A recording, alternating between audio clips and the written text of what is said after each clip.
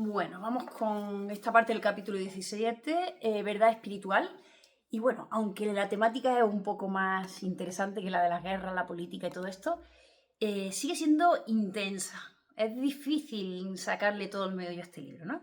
Bueno, comienza esta parte hablando sobre fenómenos y sistemas de creencias que son falsos, ¿no? Y resulta curioso que diga que es totalmente falso eso de que los fantasmas son reales, de las casas encantadas, que María y Jesús estaban casados, todas estas creencias populares que son todas falsas, ¿no? La única que, bueno, calibre en 175 también está por debajo de lo normal, es la ficción espiritual popular. Y bueno, habla de experiencias comparativas, que bueno, habla de los vudú, mediums, todos calibran bastante bajo. Los mediums de 190, pero no llegan a 200, pero todo lo que es secta, brujería, magia negra, maldecir y todo lo que tiene que ver con el diablo, calibre bajísimo, como era de esperar. Y dice que las personas con un mínimo de intuición espiritual y conciencia evitan todas estas prácticas. ¿Por qué? Porque tienen consecuencias kármicas negativas siempre, ¿no?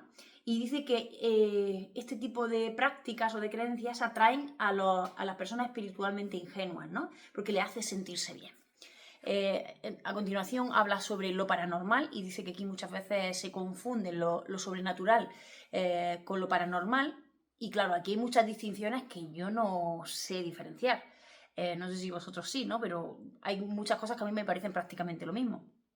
Y dice que todos los grandes sabios, maestros de la humanidad, no aconsejan ir allí a lo paranormal, ¿no? Porque los reinos astrales no son espirituales, dice, y representan otros reinos y dimensiones para los que la mente humana no está equipada con un discernimiento que lo proteja. Es decir, que puede ser peligroso, lo que nos viene a decir. Las prácticas ocultas tienen desventajas notables e invisibles, y mucha gente por curiosidad o por ignorancia se mete ahí, ¿no?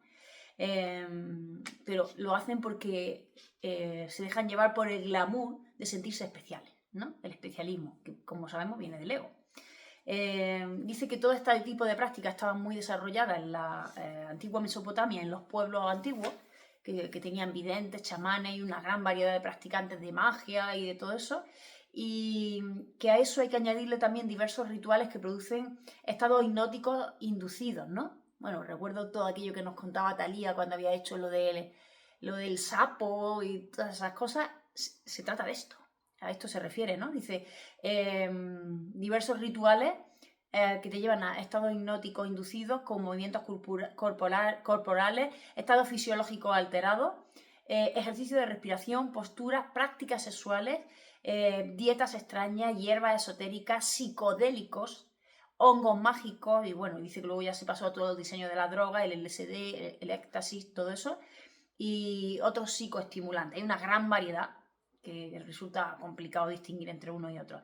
Dice que incluso la ciencia ha intentado entender todo eso y llegar a esos estados alterados de conciencia, como a través de la biorretroalimentación, o los dispositivos que inducen pautas alteradas en las ondas cerebrales, que incluso la Universidad Duke University han estudiado esto con un encefalograma y con otra serie de herramientas, y que el Instituto Monroe también, ¿no? Técnicas de proyección astral, estados alterados de conciencia inducidos por la manipulación de ondas de sonido o por un dispositivo llamado espejo cerebral. Es decir, todo el mundo se ha interesado por esto, incluso la psiquiatría, ¿no? Con los estados de disociación y de fuga, que tampoco se distinguían, ¿no? O el psicoanálisis con los sueños, ¿no? A través de Jung y todo eso. Pero la ciencia dice que aún no es consciente de los diversos niveles de conciencia medible ni de la posibilidad de otras dimensiones de existencia y de otros reinos astrales o espirituales, ¿no? E incluso habla de estados de trance de fuga y que pueden ocurrirle a personas normales y durar desde minutos hasta horas o días, ¿no? Habla de estados visionarios, es decir, habla de una variedad tan enorme que a mí se me escapa todo esto, ¿no? Y dice que la realidad de todos estos estados y condiciones anteriores todavía no se han desentrañado y que es todo un reto, ¿no? Para la humanidad, para la ciencia y para todos, ¿no? Habla cómo calibra muy bajo la abducción alienígena y que normalmente todo este tipo de creencias o de prácticas lleva a formar sectas, ¿no? Y en definitiva estas visiones producen miedo, por eso dice que no son nunca positivas y que generan una serie de inconvenientes que pueden ser bastante considerables, ¿no? Dice que las calibraciones de todo esto ya clarifican los niveles de verdad y de conciencia involucrados, y ya sabemos que es muy bajo, y que, bueno, que todo este tipo de profecías vienen y van. Entonces, habla también de la canalización de maestros del otro lado y dice que normalmente hay una autenticidad de los canalizadores en unos porcentajes que tampoco son muy altos. Habla de un 15% de los clarividentes, de un 10% de los psíquicos y de un 20% de canalizadores o un 25% de los mediums, que tampoco se distinguir entre todas estas figuras. Y que los maestros canalizados y de las entidades del otro lado, en el 50% calibran por debajo de 200 y solo un 5% por encima del nivel 540. En definitiva, que esto es un inconveniente y que la gran mayoría de las veces es todo falso, ¿no? Se les dan directrices, estas personas normalmente a través de esas canalizaciones suelen darle directrices a las personas para sus vidas personales. Dice, en lugar de invitarlos a mirar dentro de sí mismos y ver con la información que se les está dando lo que tiene que hacer cada uno, ¿no? Se les dan como órdenes, tú tienes que hacer esto, esto, esto, ¿no? Dice que algunos de esos maestros que son canalizados, pues que tienen aires de mesiánicos y de grandeza, ¿no?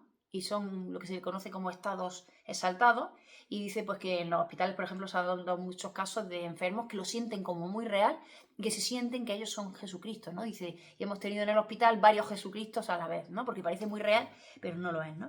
Dice, una experiencia espiritual auténtica y transformadora queda corroborada por su influencia muy positiva, ¿no? Como todo esto, ¿no? Y a menudo muy profunda en la vida de la persona. Y esto lo confirman quienes han tenido experiencias de la verdad espiritual en la cercanía a la muerte, ¿no? Esto que habla tanto el maestro Sans Garber, el doctor. Dice que son auténticas experiencias de conversión y que normalmente vienen cuando las personas tocan fondo, ¿no? Y a partir de ahí se produce la transformación. O en algunos casos son personas que asisten a conferencias espirituales donde normalmente las personas, la media de las personas que van a esas conferencias elevan su conciencia 10 puntos y sin embargo hay personas que elevan su conciencia un 150 puntos, ¿no? Y hay algo extraordinario, ¿no? En fin, aquí lo dejo, interesante, pero ya digo, complejo porque no sabemos distinguir entre tanto nombre y tanto nombre y tanto... Se hace un poco lioso, ¿no? Pero bueno, seguimos, que ya estamos viendo el final del camino de este libro. Besos.